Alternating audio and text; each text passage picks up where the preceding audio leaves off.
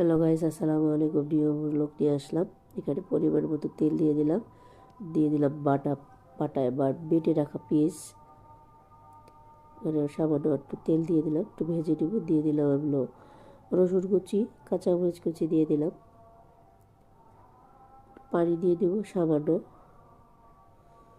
এখন এক এক সব গুঁড়া মশলাগুলো অ্যাড করব।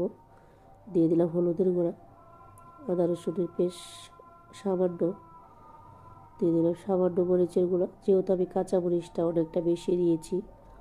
তো এখানে আজকে রান্না করব ইচ্ছা শুটকি দিয়ে। শুটকিটা দিয়েছি, এখন আমি কষিয়ে নেব ভালো করে। একটু পানি দিলাম সামান্য, একটু ভালো করে কষিয়ে নেব।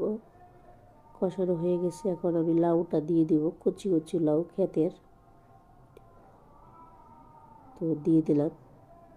কিছুক্ষণ পরে ফিরে আসলাম, যেহেতু আমরা গ্রামে গিয়েছি, সেখানে রান্না বান্না কিছু ফুটেজ দিয়েছি। গ্রামে তো নেট প্রবলেম, ছাড়তে পারিনি, সেগুলো এখনই এডিটিং করলাম। তো ভালো করে কষিয়ে নিলাম, পরিমাণ মতো ঝোল দিয়েছি, দিয়ে দিলাম ধনিয়া পাতা। খেতেও কিন্তু অনেক মজা লেগেছে। এই সিজনে কিন্তু লাউ খুবই মজাদার খাবার একটা। লাউ খেতে কে কে ভালোবাসেন সবাই জানাবেন। আল্লাহ হাফিজ।